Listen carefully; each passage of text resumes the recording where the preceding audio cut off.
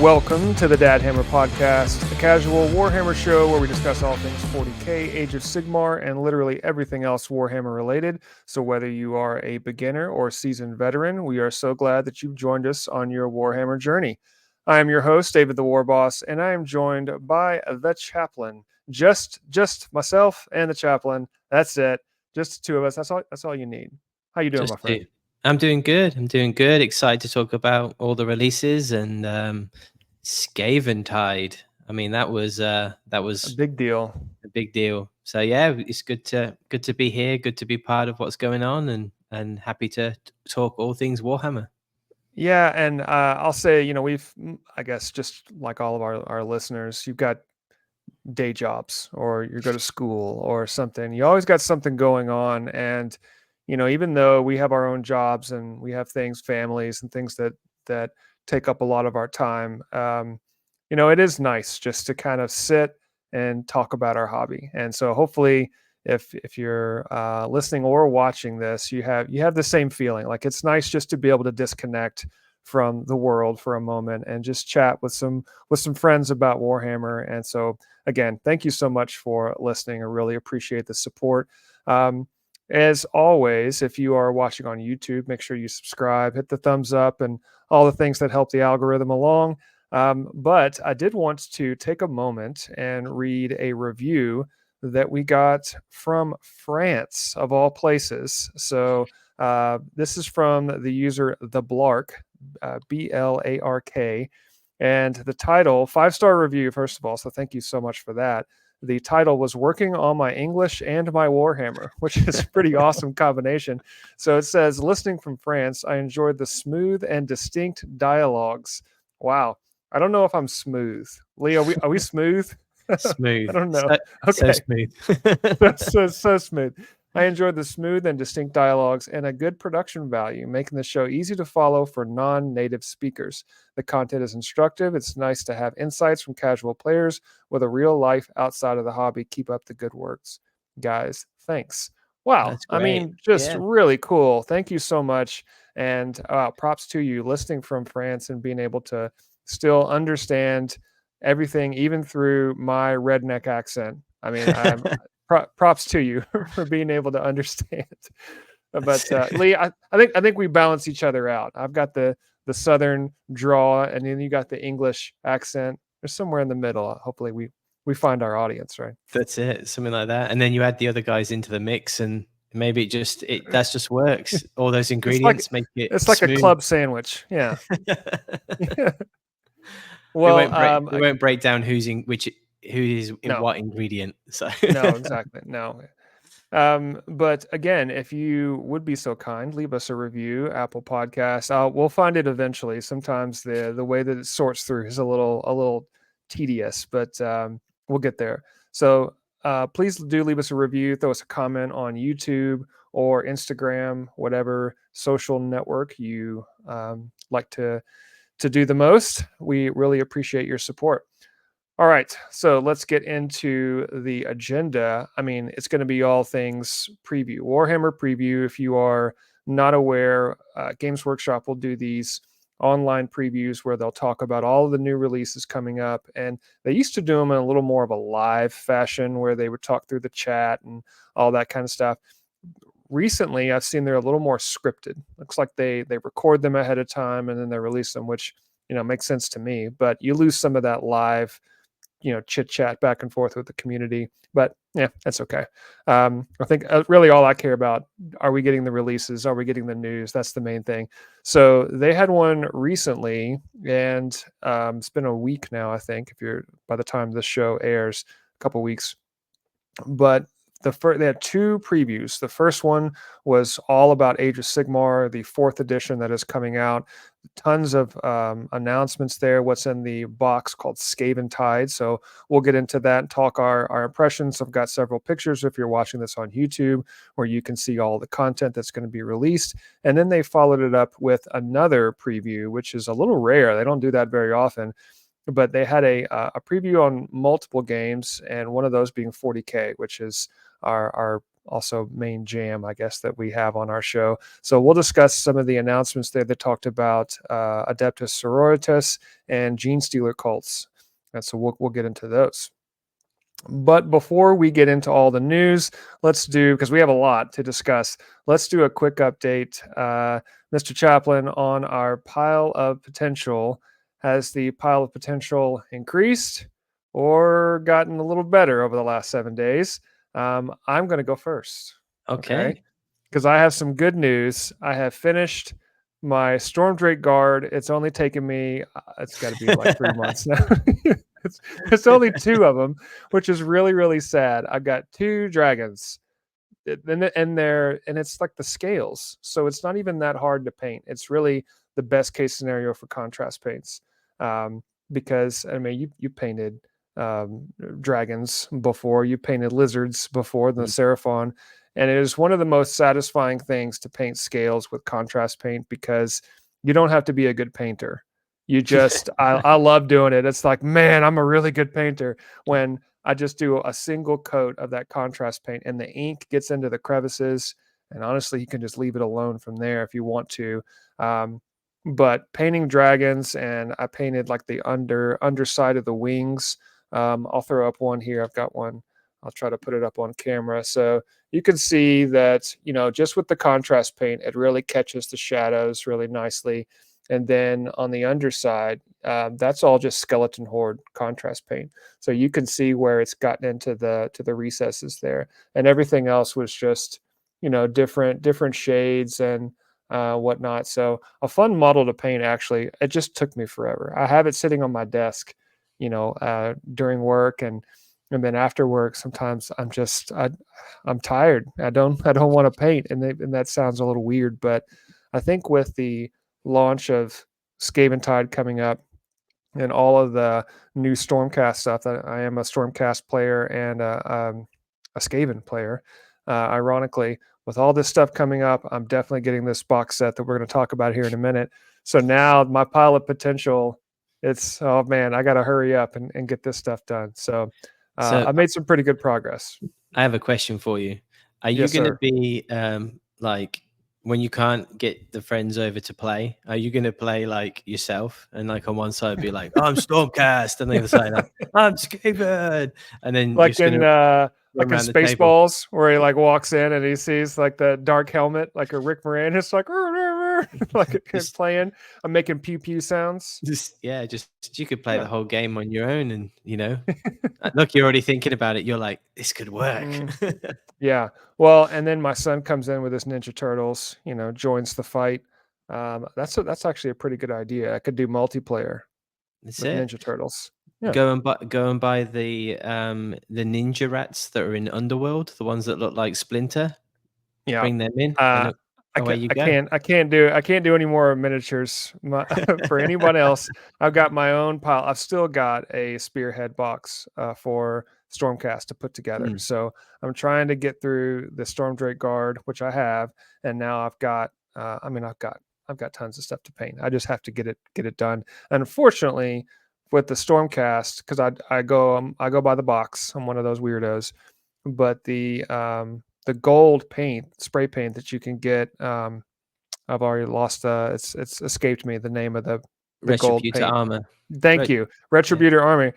You try to spray that and you get mixed results. Sometimes it comes out great. Sometimes it comes out like oatmeal. It's just I don't know why. I don't know why that. It's just like sawdust or whatever. But oatmeal came to mind because when it gets all chunky on the model, and then you have to do the alcohol bath to get them off, and it's not a good time. But Not anyway, good. made some good progress. What about you, sir, on your pile of potential? Where are you today? So Primaris Rivieres, so they're the ones with the skull mask. Again, just chipping away at that. Did a little bit of enamel washing, so did a little bit of pin washing in the, just in between the suits and stuff. So that was cool. Never done that before. Sprayed a gloss varnish down and then used a Tamiya enamel wash, and that made them really cool and gave them that grim dark feel. So they're probably about 95% done. But I tell you what really helped, and this is probably like a little bit of like a hobby hack for those. I think Mm. sometimes for me, the thought of, oh man, I've got to go and get the paints out, I've got to go and get it set up, I've got to go and do this, and so my setup's in the garage, because that's just how the house is set up. I don't think my wife's ready for models being hidden around the house and using them as works of art. So the garage is my space. But with the weather changing here, it's getting hotter, and I'm just like, oh, I don't want to sit in there and paint. So I found a tray, and on this tray, I put all the paints that I needed. I have my light that I use on there. I have the models that are all on individual blocks, so I can paint one at a time. I've got my paint pot and everything I need, and I have that. And when I want to paint, I just bring that all out, set it down, and I've got everything that I need to complete those models. So there's no back and forth. It's a really easy setup. So I think for Nice. those people who struggle and like, oh man, do I have to set this up? I think having a tray or having the model Mm. and the paints on your desk ready to go, it means I can lay down a color and move it towards completion, and just try a little bit. So that's what I've been finding. So the tray has been the win over the last week, but yeah, nothing's been added to the pile of potential, but I would say nothing's been taken off the pile of potential. So it's Yeah. kind of still in process. Well, there's progress though. I Yeah. think I like that the hobby hack too. We talked about this. It's just do one Mm, color, one model, one something. And some days, I've only gotten done like 5 minutes of work. mm, I remember with my Storm Drake Guard, I needed to get the bases done. Well, that requires mixing up my PVA glue and water solution, and I put that down. But and it sounds so silly, but it doesn't take long. It takes maybe 2 minutes to do. mm, But getting the glue out, pouring it in the cup, getting the water in, mixing it up, putting it down, then you got to get the sand. And it's not something that is just readily available like a brush and paint. You've got to do some prep, very minimal prep. I'm just making, it sounds like an excuse. It's just very minimal prep, but getting it done, it's like, oh, okay, now I've got these things. I put sand on them for the bases for these particular models. With Stormcast, I went with like a grass, dirt looking base. Um, and so I found that once I get the sand on there and I just put them to the side and I'll keep them on my desk. And the next step would be for me anyway, I usually use some kind of mixture of like a watered down contrast brown or some cheap brown paint just to get the color on there to go over the light mm. colored sand. But it's really just one step at a time. Like, okay, I have 5 minutes right now. I'm going to put down a single coat of paint. And, the next time I'm ready to put the next, do the dry brush or to put the flock on there. So it's just making those incremental advancements to your pile of potential. And then eventually you're done with the model, or you can see the finish line, and Mhm. that's what happened with my Storm Drake car. It's like, okay, all I need to do is do some edge highlighting. I just got to put down I got to paint the spear. I got to paint the armor. Just got to do that real quick. And then you can start to see that it's almost done and it Yeah. pushes you a little bit. Mm.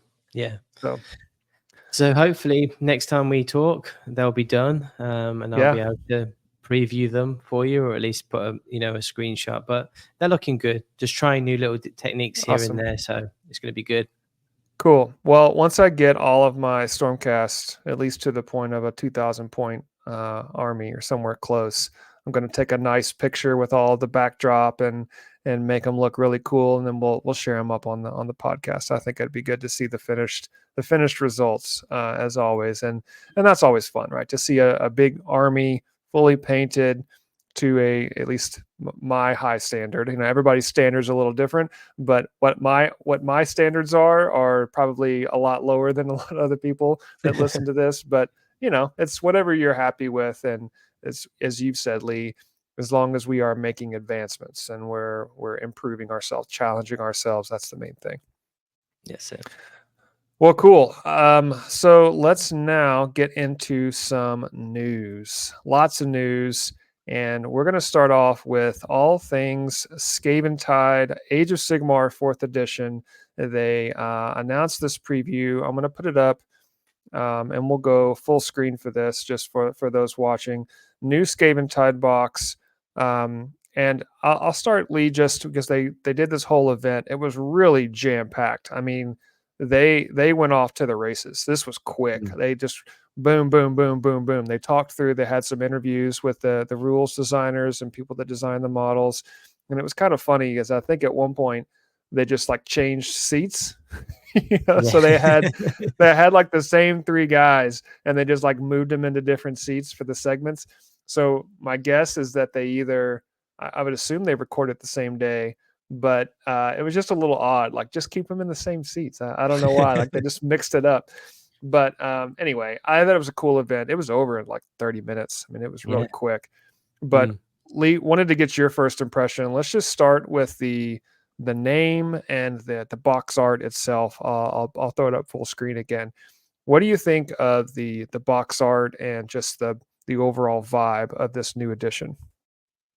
I mean, the idea of Skaven Tide, I think for me, whenever I hear the word, Skaven Tide, not that you hear that word often, it's not something that drops Every into day. every day, like, oh, Skaven Tide. Yes. But the idea of tide, like the waves rolling in, so this idea of just the mass amount of forces rolling in, like that's where my mind goes to on the name of it. But I think the box art looks cool. I mean, it really, I remember as a kid first seeing like Hero Quest when that dropped, and that the artwork on the front with the barbarian and Mm-hmm. the wizard in the background, and I was just like, I want to play that game. I get the Drawn in. same, Mm-hmm. yeah, I get the same feel for this.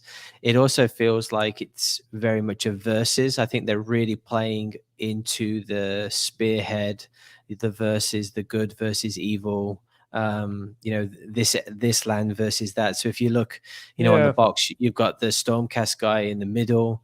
You've got Skaven Tide, and on the one side you've got the Stormcast, and then you've got the Skaven, and it looks like it's like a V, like this idea Mm-hmm. of like versus. So this Mm-hmm. this battle going forth. So for me, like I look at that and I'm going, I want to play that game. And what's great about that is that everything that I need to play the game is in the game. Like that, everything is in the box. So if I'm a beginner and I'm drawn in with that artwork and I want that, I know I can play the game because Mm-hmm. everything's in there. So yeah, I'm not, I've not played Age of Sigmar, and I wasn't planning on getting that box, but now I look at it and I'm like, oh, it Man, looks that's good, that's how they do it. They draw you in, man. And I agree. I liked the artwork. I liked the just the two sides. They really like. Mm, I like how you're stating that they played up that it's Skaven versus Stormcast, but really the name is all about Skaven. It is about Skaven coming after mm, the Stormcast, or coming out the rest of the mortal realms, as it were. So I really liked the box art. I think it's cool. I wanted to get into the what's actually in the box, so I'll throw this picture up one more time, and then we're going to go into some of the details of the miniatures for both Stormcast and Skaven. This is a jam packed box, and what we've heard so far, I've heard somewhere in the realm of $250 US, yeah. something like that. I think I'm Mm, trying to think what Leviathan was with 10th edition for 40K. Was it about 250, 300, something like that? I don't remember. yeah. But there were a lot of models in there. It came with the rule book and cards and things. This comes with a ton of miniatures and terrain as well, rule books, and we'll get into all that in a second. But I liked just the presentation of all the models. So I wanted to skip over here now to the very first one, and I'm going to reference my notes here on the names. This first model is we're going to go Stormcast first, and then we'll hit the Skaven ones. But the first model is a Lord Vigilant on Griffstalker. So I'll put this up full screen. I really like this model. I didn't when I think Stormcast, I don't necessarily think anything other than like riding dragons. It's just Mm. everything so far has been dragon. I mean, they do have some of the griffin things with chariots and stuff like that, and then that was maybe some of the older models, but the newer ones have all been dragons, and maybe that was intentional. Now we've got this Griff Stalker, which I guess is just another griffin. Really cool looking model. Don't know anything about it, of course. It's just we're just doing it based off of what it looks like. A lot of times when they release these standalone models that are mounted or something, they ended up not usually, at least well, I say this, but my experience, they're usually not the best on the tabletop. They're more of like they look really cool, but they're not a centerpiece. They're not the Mm. big giant thing that you throw out on the board. It's more of a supplemental where it doesn't really give you that punch of a huge model, but doesn't have the flexibility of a smaller one. So now you just got this really cool model that you would love to put on the table, and it looks awesome, but it's not really that great on a game sense. But I don't know, Lee, what were your thoughts on this model, just from a visual standpoint? I mean, visually, it's stunning. I think what they've really done well is how they've sculpted it. Is if you look at that axe with the flames that are on it. So, for those who are listening online, the rider has an axe, but how it's designed is basically it feels like it's got motion to it.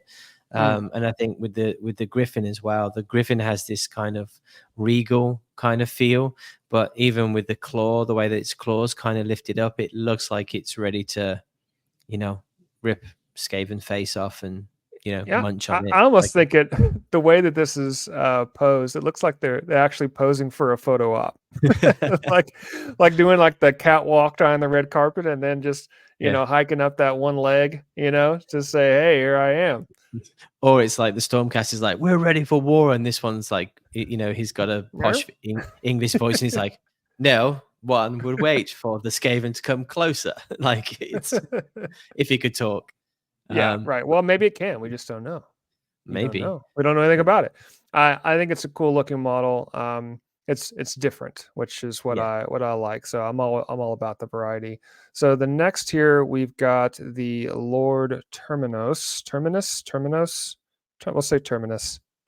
I don't know. Really cool looking model. It's I would say a departure. Still got a ton of the flames. So if you're listening to this, it is a very knightly looking model holding I guess an upside down axe with some flames built into the actual blade part.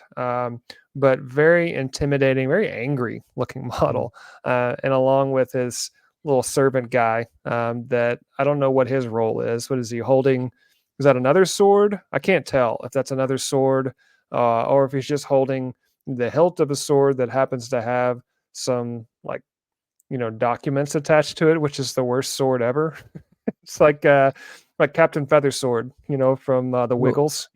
it it looks like it's not even a sword. It looks like judgment scales, and on either side you have bowls of fire. Oh, well, that would make more sense. Yeah, to me, I was thinking like hilt because he's actually holding. It looks like the hilt of a sword, but yeah, it's yeah. judgment scales would actually make sense. So, Mm. yeah, just never mind what I just said. Or if you want to double down on it, what if you did have a sword with paper at the end instead of a blade? Boy, that sounds cool. So just Paper go with cuts. that. Yeah, just Yeah, go with paper right. cuts. Yeah. Whatever works. This Um, model looks that model looked great. You switched it over, but the terminus just looks menacing. It looks like, it does. it almost feels like a chaplain type character, like is gonna, or even a inquisitor Mm-hmm. that just Mm-hmm. bringing judgment, down. And maybe that's why he has the little guy, whatever, following him around with the With the judgment. with the paper sword. Yeah, yeah, paper sword or the scales. Um, They're scales, but I the like saying scales, paper yeah. sword. Yeah. That's a cool combo, though. I like Mm. these two models together. I don't know what this guy's going to do, but he looks pretty baller. I'm interested because he's got all these chains around him. So what are the chains for? I wonder. What does that do? Or is he just like I wa chains? Yeah, I mean, maybe that's a fashion accessory in the new reforged Stormcast that, they're like, Maybe, before they get maybe. before they get sent down, they get to choose their choice of designer chains. I wonder if I wonder if the guy there with the scales or the paper sword, I wonder if he's almost like the watcher, the watcher in the Mm, dark with the, where you lay him down as a marker, and then this is where this guy will appear, or is he one of these characters where they had their brother or their sister or a close sibling kind of follow them? Remember, we talked about them. I can't remember what the character's name was, but the idea of their siblings travel with them in order to keep them anchored to the mortal realms. yeah. um was it, I can't remember. There's so many Yeah, names that, I like, know, I know what you're talking about. Yeah, we're not about remembering all the names on this show. so If you've been a fan of Dad Hammer for a while, you know that we can't remember. I can barely remember the names of my own models that I have, much less the new ones. it's because the names are so elaborate. It's not just like, oh, that one's Joe and that one's Dave. It's like, you know, this is Terminus, and it's Yeah, like, because back in the day, like when you watched GI Joe, when you saw the sailor guy, oh, it's shipwreck, right? Okay, that makes sense, right? I can remember that. You know, the ninja got Snake Eyes. Okay, got it. Cobra Commander. Okay, that makes sense. But no, we've got Lord Vigilant on Griftstalker. How am I supposed to remember that? I'm old. I can't that's remember it. that stuff. It's hard. He goes he goes by Virgil. That's his real name. Virgil. Oh man, that's what everybody calls him when they're like kicking him in the mud, making fun of him when That's he was just a boy, you know, trying to come up and learn how to ride a griffin. They called him Virgil instead. All right, moving on. I've derailed us. Now we've got the Lord Veritant, which this model looks really cool, and I think they're really going after the Judgment. Either that or this guy's just blind. So he's got a blindfold on him, tons of flames, holding this big torch and a sword with flames coming out of it, and then another, I guess, is that some kind of dog or hound of some kind? And again, the the dog looks like someone just called its name. Like, hey, here, muffins. And then he's like, "Whoop," and he turns around at attention, and But I think this model looks really cool. It almost looks more of a commanding type buff character where it's not going to come in and just completely destroy the other army. It's going to give buffs and bonuses to the people, the units around it. So, I mean, Lee, what do you think of the flames on this guy? I'll be honest with you. I'm on the complete opposite side. I'm like, Okay, what is this? Like, I don't particularly like this you don't sculpt. like it. Okay, No, like, I don't know why, but whenever I see him with blindfolds, I'm just like, huh? What? Really? Like, it just, I don't know why. There's just well, something just put a helmet on it, and then if he had a yeah. helmet, what would you think then? If he had a helmet on, I would say, is this the skinny brother of Lionel L. Johnson? Because he look It does kind like of look like that. it It's does. It's got the got the same same, pose, right? Yeah, yeah, with the sword out. yeah. So Yeah. I'm just like, Lionel was out working out and, doing weights, and this guy was not, because he's a skinnier version. It just Okay. doesn't do anything for me. In comparison to the other Stormcast models, I can see Yeah. the variety that they're trying to bring.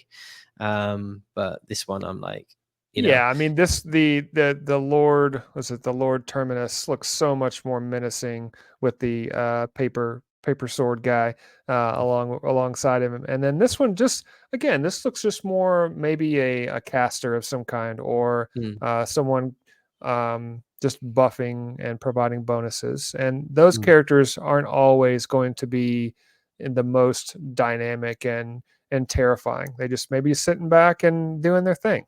So yeah, I don't think it's. I like this model. I don't think it's bad. I think it's different, which is not a bad thing. not All a right. bad thing. So now we've got the Knight Questor, and I think this is probably my least favorite model, only Mm, because it is very retro, and that's no knock on retro models, but this looks like something straight out of the '80s, maybe on the cover of an old White Dwarf magazine. I just got the White Dwarf issue 500. This looks very retro to me.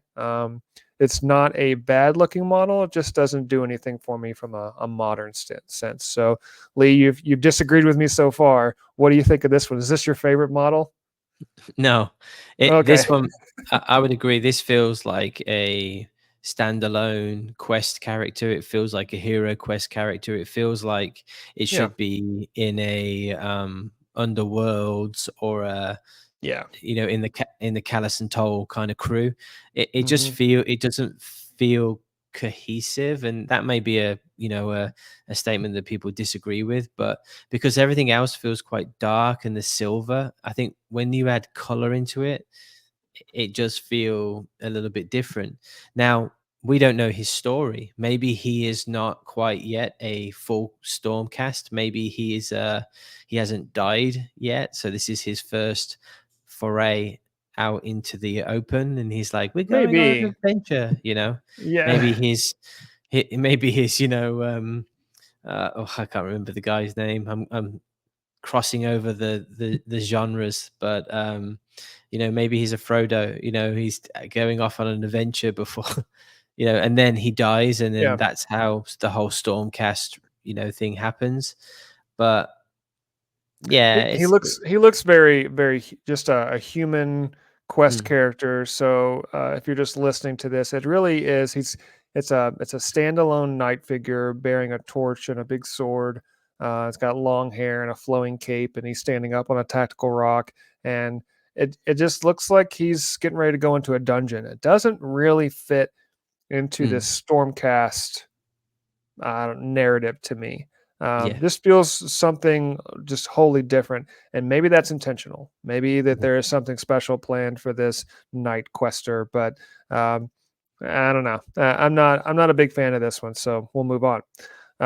These are the Reclusians, and I yeah. want to say that they had shown these before. Mm.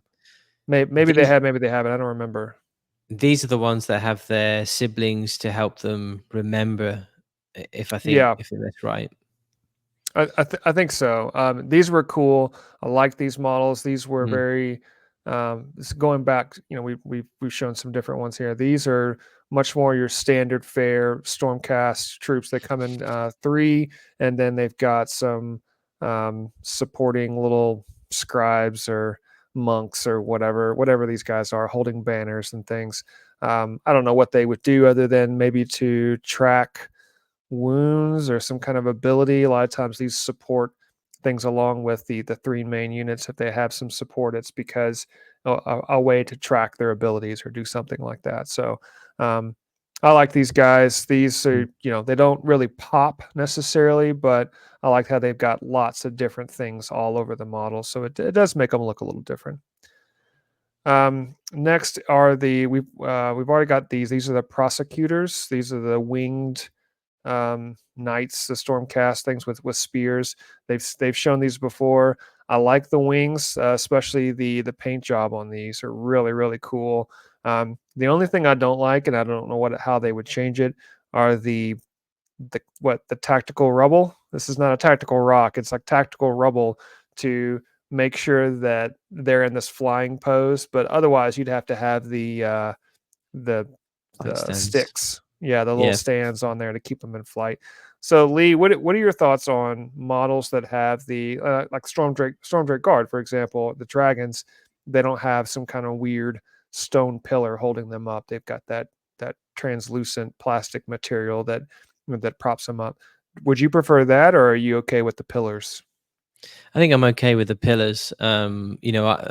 I had flight stands for a project I was working on, and I ended up building milliput around them to make them look like rocks. They were for the Hmm. windrunners for the Eldari, and they looked really cool, like when they were done. But man, like those things, you drop them and they snap so easily. So you have to be Yeah, very, very careful. And then to try and some people glue them. I personally glued them. Some people don't. They just kind of balance the model on top. It yeah, just I gets a can't do little that. bit. I think on these ones they look amazing, and again they have that kind of Neptune feel. Feels like they're coming out of the sea, or something. That's the way that I just picture them, just because of the tridents. Yeah. I'm interested to see how much of a contact point there is between the foot and the tactical rock, because Doesn't look like man, much. I mean, especially on one of those on the left here. I mean, it's just like the heel, the side of the foot clipped to that pillar. Boy, yeah. I don't Well, know. They, it's it looks cool, but oof. it was that, that time when I spent hours painting Rubute Gilliman, and I brought him Yeah, over to your house to play a game, and then I was the walking up sword the fell off. stairs, and I dropped him, and he bounced down the stairs, and there's that moment of like, "Oh, no," and then he was at the bottom, and the sword broke off, which, it was a small thing, but Yeah, you know, you fixed it and we played the game and I lost. It was okay. Well done. You won. But like, I think for these, I'd be so scared of taking them out of the house, yeah. if the contact point was thin. And I think as things get engineered, those points are getting thinner. Mhm. So I think these you're going to have to be very, very careful, on them, Yeah, they're moving not them gonna around. they're not gonna transport easy for sure, and I think they're the cool sculpts. I don't know what else they would do because they Mm, are flying units. They're either gonna be on the ground and stable, but then they're not gonna be in that dynamic flying pose. So the yeah. only thing they would do would be to have some that are standing, getting ready to lift off, maybe. But there's no other way that they could really showcase the flying abilities. So it is what it is. So prosecutors. And Mm, then finally here we've got the liberators. These I believe these aren't new models. These are liberators I believe are already out there. Maybe I'm wrong. Again, I am a Stormcast player in air quotes because I've never actually played Stormcast before. I am building the force, but these liberators are a little different. But overall, these are standard with the mallets and hammers. I'm assuming you can swap those out for swords or spears or axes or something like that. But nothing too glamorous about these. I think these are your good support units, but I like that they're included in the box here. So overall, I am pleased with what they've shown with Stormcast for coming out of the Skaven Tide box. A really good selection, a lot of variety with the models that are coming out with Stormcast. Even better, I was worried that my Spearhead box that I purchased a while back, I was like, oh no, because they kept talking about Spearhead, and I'm thinking, man, are they going to just put two Spearhead boxes in the Skaven Tide box now that we know? Or is it going to be different? And I'm going to have two boxes of Spearhead. So the good news, at least for me, is that my pilot potential with my Spearhead box of Stormcast, I can put that together and still buy the Skaven Tide box and not have any kind of buyer's remorse. So, um, all right. So now let's move to the Skaven. Yes, yes, everyone's favorite, and by everyone I mean me. I mean I'm also Skaven was my first army in getting into Age of Sigmar. And what's funny is that I like orcs, obviously war boss, but when I was getting into Age of Sigmar, I could have picked orcs, but I'm like, I don't want to do that again. I want to do something different. So they didn't really have any dwarves that I liked personally. They had the fire slayers and that kind of stuff, but I really wanted something different. And so I went Skaven. And I mean, they are a horde army, but they're really, really gross. They showed off here. I'm really impressed with what they've shown with Skaven. So we're going to start first. This is the Claw Lord on Gnaw Beast. I mean, this is a really cool model. I have a Claw Lord, and it's really just a standalone model today that I have with Skaven. It looks fine. This is a Gnaw Beast, and this thing just looks gross. I mean, it's a giant. I don't know what is this a it's a giant rat that's been mutated, maybe, mm, because they have within Skaven they have this clan called Clan Molder, I believe, where they stitch together other rats and they make this abomination thing that's really disgusting looking. This is almost like a mutated rat that maybe, and the lore of Skaven is that they got this warp stone stuff and infused it in everything they do, which makes them even crazier. So I'm wondering if this is one of those abominations that they have applied this warpstone magic to and made this disgusting mount. So, Lee, I think by the look on your face, I already know your thoughts on this thing. What, this is a clawlord rat with a big spear riding a gigantic rat monstrosity. Mm. I don't know how else to I mean, describe it. What do you think? yeah. I mean, it's gross. I tell you what, though, this is just something that as I've been looking at these miniatures and stuff, what I love is that you've got polar opposites. So on one side you've got metallic, and then the other side you've got this kind of like flesh, like Skaven, fur, like these two opposite like forces, like metallic and then flesh, and then you've got like regal beasts, and then you've got like these gross, grotty, Yeah, like slimy beasts, like, and it just feels so opposites yeah, that yeah, it makes it go, man, this is cool. This is like, so as much as that's disgusting, like the rat thing, there's almost like but it's cool, yeah. Well, that's how I feel about like the Nurgle stuff, just Death mm. Guard. It's cool. It's really gross, and I don't think I could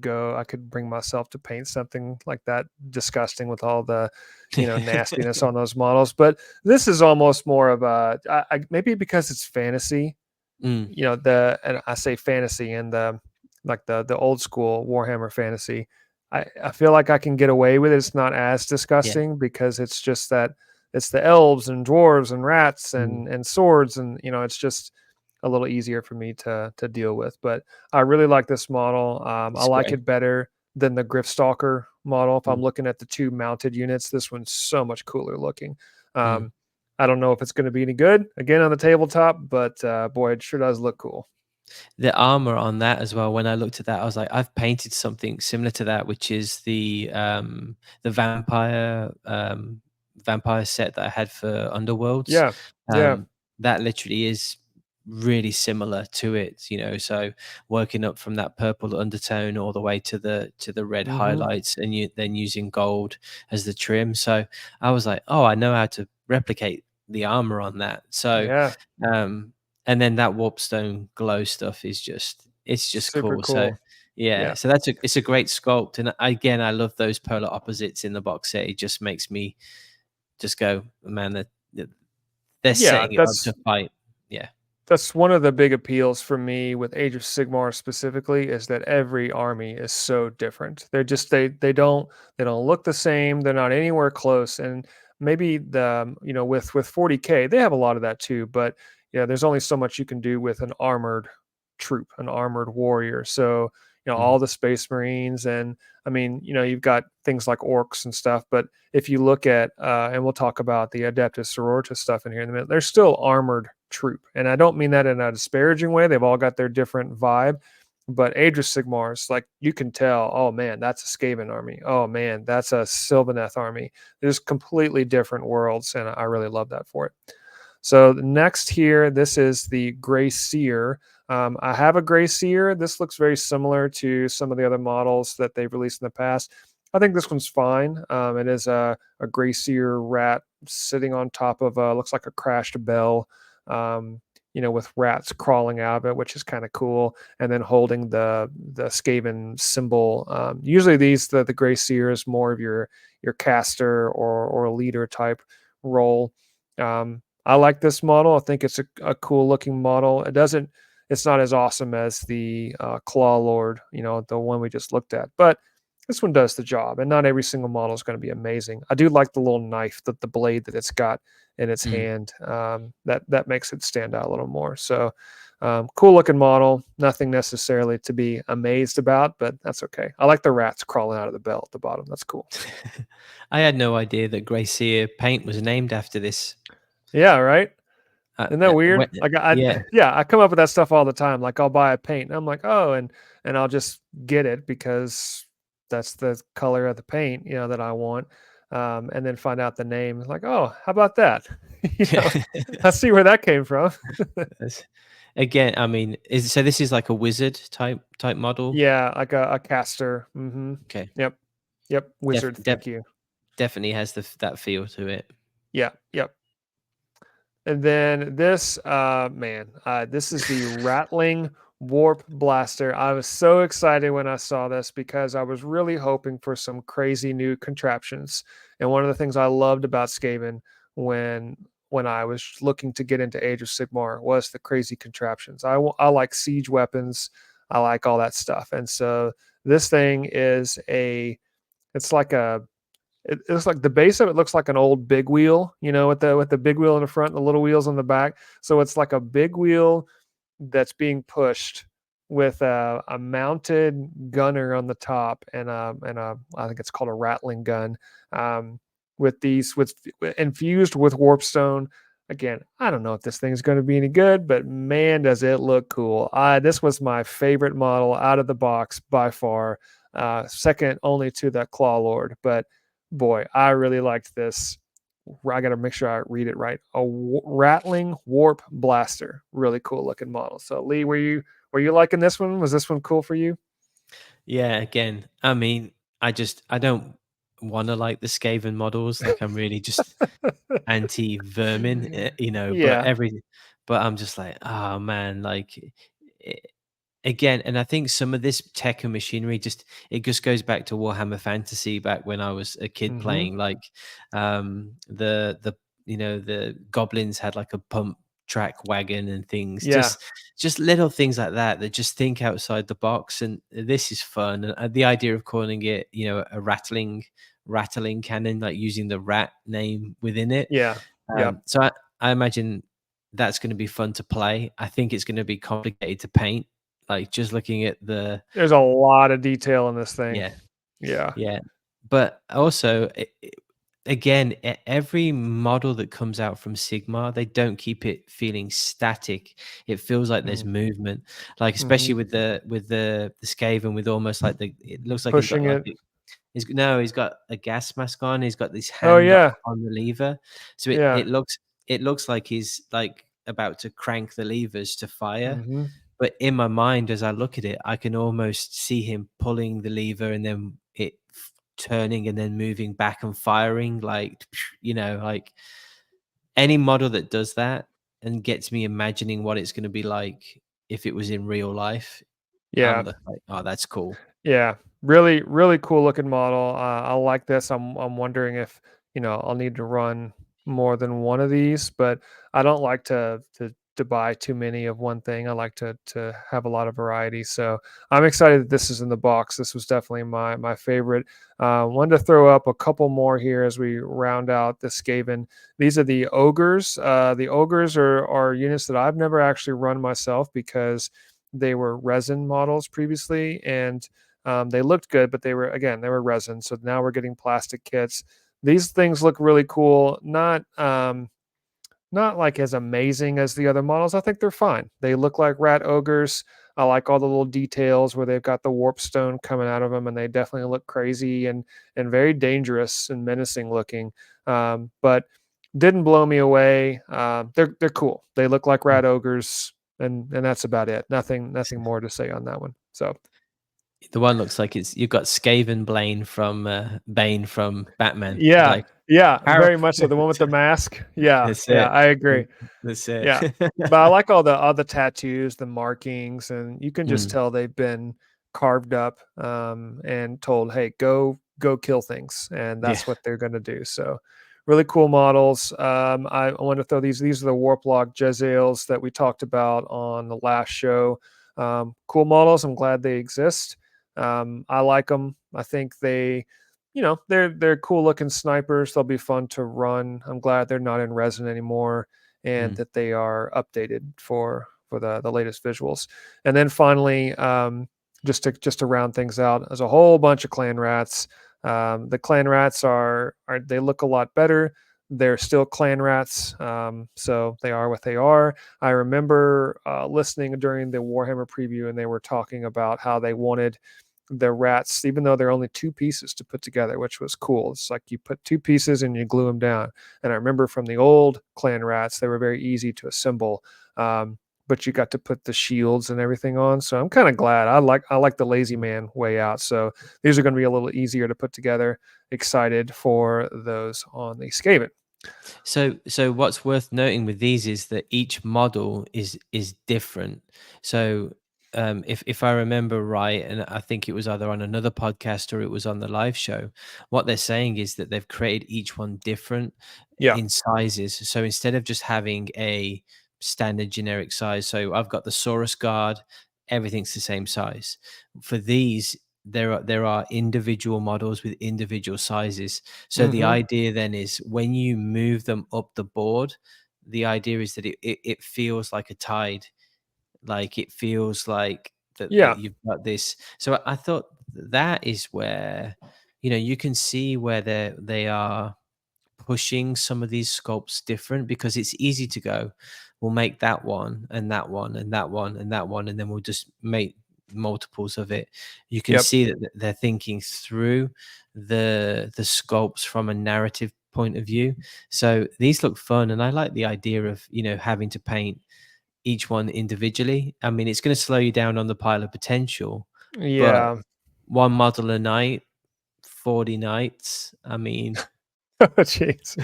Yeah. I mean, I've painted. I've got, I think, around 60 clan rats already. So now this is just going to be, and it is very. I mean, they go down really easily. I mean, they just pop. But they have some abilities that just keeps bringing them back, which is cool. But the whole purpose of clan rats is just to get out there and get in the way while everything else takes over. And Mm, the Skaven are actually deceptively difficult to play, because there's a lot of strategy involved, because nothing is overpowering any particular part of the army. So um, yeah, I'm not looking forward to painting more clan rats, but these look pretty cool. So I'll probably start on the warp blaster and maybe the mm, ogres first before I get to these guys. Okay, so that rounds out the set. So we've got a couple of pictures here that I want to throw up that they put on the Warcom site, and again, you can check all these out either on this show or on the Warhammer community site. This is the two armies put together, and they've shown the terrain that comes with it. I don't have any pictures of the terrain, but they're really just a couple of walls. Nothing crazy. It looks like the walls are beat up and weather worn, I guess, or battle worn, but just some standard walls. And then they've got the Stormcast and Skaven models on these boards. And what's cool about these boards, and we'll show here things that come with the set. So this comes with the box. You get these two boards they've got objectives on either side. One's the green and that's like the grass, and then one that's the fire and jade, as they're calling it. And they come with a couple pieces of terrain, which is really cool in the box. And then they give you this Fire and Jade book, which is the Spearhead book. So something a little different that they're doing with this particular box set, which they give you the core rules, but they're also giving you a dedicated Spearhead box. And it's called Fire and Jade, so I'm assuming they're going to do more in the future. But I think it's really cool that they're giving you some bang for your buck. So you get the Fire and Jade for Spearhead. They spent a whole lot of time on Spearhead because I think they realized that Combat Patrol was so popular in 40K. Now they're giving you Spearhead with Age of Sigmar. Here's the rule book that you get. But now you get the core rule book. You get the double-sided cardboard mats, just like you got with Leviathan in 40K. You get the terrain, you get Skaven, Stormcast, you get the Spearhead, Fire, and Jade book, the little tokens, cards as well. You get the core rule book, and then they're adding the General's Handbook, which, if you're not an Age of Sigmar player, it's just like all the missions, and those are now like a sleeve of cards that you can pull out, which I really like. And Lee, I know we did that with Leviathan, having the mm, objectives in that deck that you didn't have to pull up a ton of like sheets to print out or thumb through the rule book to the certain mission section. It was just a big card that you could put on the table and say, this is what we're playing. And so I like the fact that they're doing that with General's Handbook. And then, of course, they can release expansion packs or whatever in the future. So, the core rulebook art looks cool. I don't know if this is a limited or, God forbid, the collector's edition that's going to be $100. But I would assume this is a Skaven Tide limited edition core rule book that only comes in this box, and then they'll release a a different version if you're into that kind of thing. So this is what I'll be getting because I'm pre-ordering the Skaven Tide box, of course.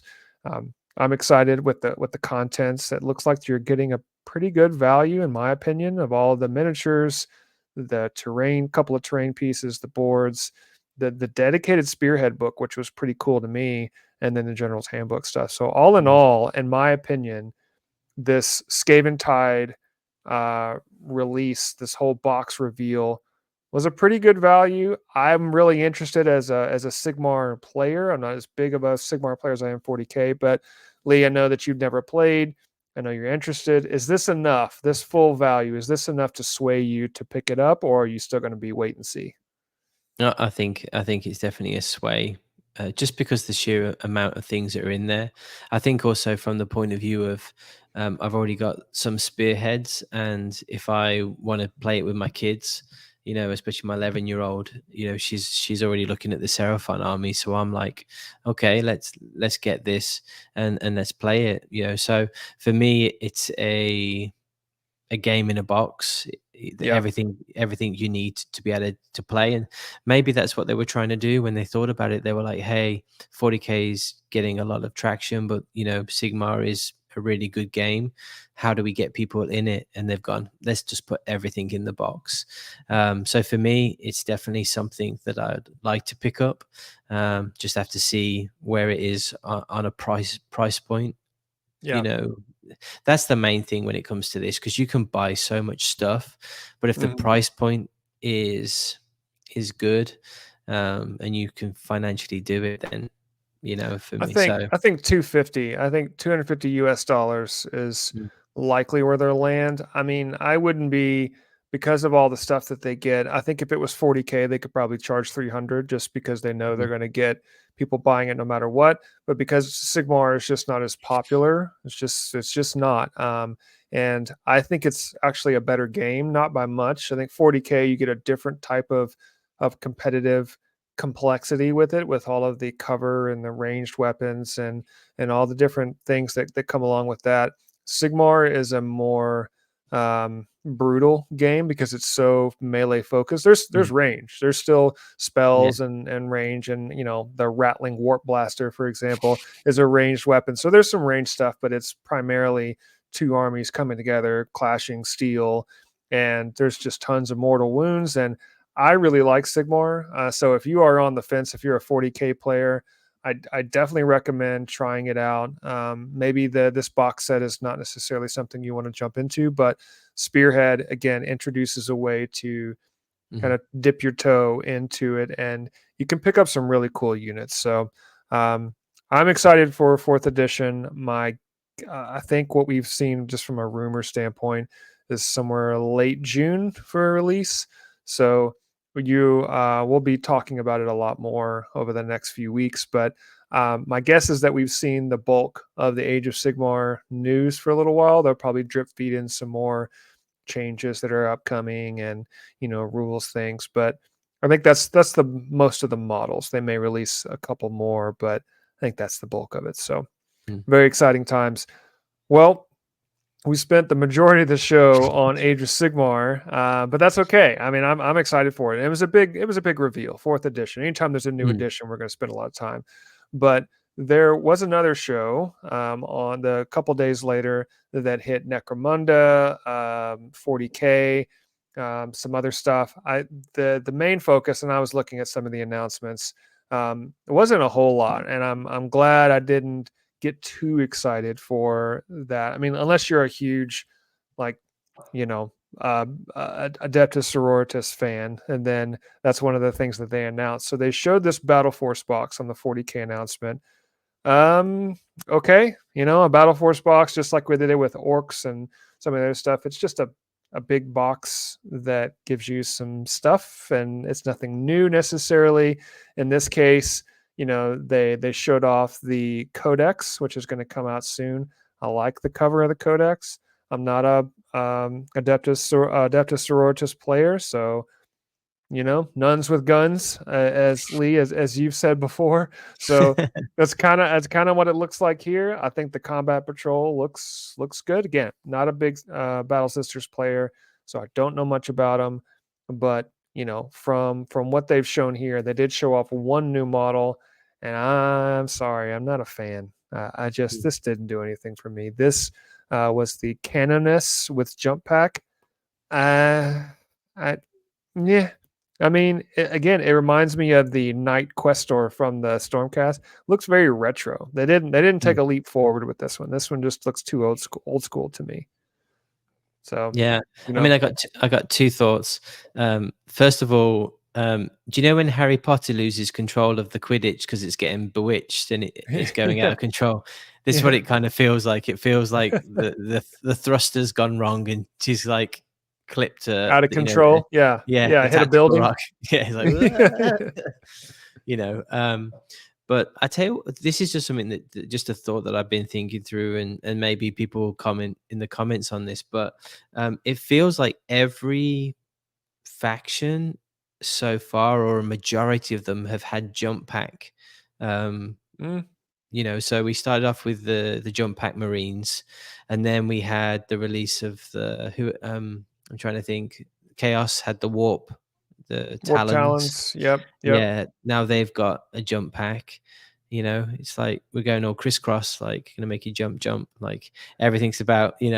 But I do like the idea of the jump pack stuff. I like the idea of them dropping in, and so I think Gives you that's some interesting. versatility, right? I mean, you're not just rooted to the ground. You actually can move around the board a little bit. Yeah, I looked at these for my daughter, but then when you kind of look a little bit closer, like these models look great, but then when you start getting into more of the models, there's like people like suspended, like Yeah, hooked up on hooks and things, and then I it's think not a nice game. I mean, it's really not. I mean, we talk about being a family friendly show, and we are, right. We're still talking about Warhammer. It's still it's only war, and it's still pretty brutal. It's just you pick and choose your armies wisely if you're trying that's to it. get your kids. I was like, hey, pick So, whatever you want, but not that one. and it's too bad too. I mean, if you've got especially if you've got daughters and you're wanting them to like, hey, they are a really cool, female oriented army. It's like they don't, it's not taking a step back. They look really cool. But they've got all the hooks and chains and things that I guess to each their own. Everybody's got their thing. So if you've got children and you feel good about them being able to separate, okay, this is pretend. Yeah, they have hooks, but it's okay. Yeah. How do you have that conversation? Anyway, we're not here to parent anyone. We're just saying that's it. That's why I keep on pushing it towards Votan. I'm like, look at these guys; they look cute. Yeah, they're nice. Yeah, so cute. So moving finally to the Gene Stealer cults, this weird looking thing, I can't even describe really. Benefictus, Benefictus is what this thing's called. It looks like Krang from the Ninja Turtles, and then if you added a couple of arms and put a weird like body, I don't know. This is Gene Stealer cults and the whole weird thing that they've got going on. Very confusing looking model, but kind of cool if you're into this kind of thing. So. I'm not a Gene Stealer cults player, but anytime you have this massive brain on top, that gives it a different look for sure. So yeah, it almost has a Pope type feel, a little bit, with yeah. the robes. What's cool as well is it almost looks like you've got human hands at the bottom, and then you've got the Tyrannid kind of style It's a hands. mixture. It's just a mixture of that. But I mean, yeah, that's their lore, right? That's the Gene Stealer cult lore. It's this kind of cross with Tyrannids and humans, so to speak. So Gene Stealer cults Codex is coming out. I'm not a GSC player. I've never played against anyone that has been Gene Stealers. So the only disappointment I have with both Adeptus Sororitas and Gene Stealer cults, and with some of these other armies, that they're only releasing one model. They're not doing any major additions, and I get it. You can only do so much, but this was a little disappointing that they're only. This one looks fine. It's not an amazing looking model, but it's fine. That's it. Like all we get is one jump pack person for Battle Sisters and one for the Gene Stealers. So it's a little meh. But I mean, I've never been a fan of the vehicles of the Gene Stealer cults. They look a little derpy to me. These weird tank looking bunkers almost. It's like a bunker on top of some wheels. I've never liked their vehicles, but I think the models look pretty cool if you're into their aesthetic. So this is the Battle Force box, pretty good value typically. I do like, I will say this, I do like the trend where they are coming out with these Battle Force boxes and not waiting until Christmas time. Generally, it's a Yeah. Christmas only thing, where I think they were selling them so quickly during Christmas that I'm glad now that when they come out with an army, hey, buy your Battle Force box now. Mhm. You don't have to wait until Christmas time in hopes that one of the 6 Battle Force boxes, for example, come out with, you're really hoping it's your army. In this case, you can buy the Codex and the Battle Force box. So it's a good business move to me, but Mhm. as long as the price is good. So I mean, I, they look good. I mean, I do think they look good. I've never played them. yeah. I also some of the I tell you what looked really good, and I know I'm conscious of our time right now, so this might open up another conversation for another time. But the Necromunda stuff that's coming Yeah. out right now. I mean, again, I think it's a skirmish game, and it's Hmm. built around the idea of gangs. That they look really cool because they had a team that were going into like a Tyranid kind of like site, but these Tyranids were kind of morphed and different. And I was like, that was cool. And then on Warcom, they released some updated models for Necromunda, these kind of jetpack type things. And again, that just so cool. Like some really good sculpts coming out of different games. But we barely have time to play I Combat know. Patrol, let alone, That's the problem. And, Necromunda. and we talked about Blood Bowl, and, there's Yeah. so many games to play, and I don't have time. I wish I did.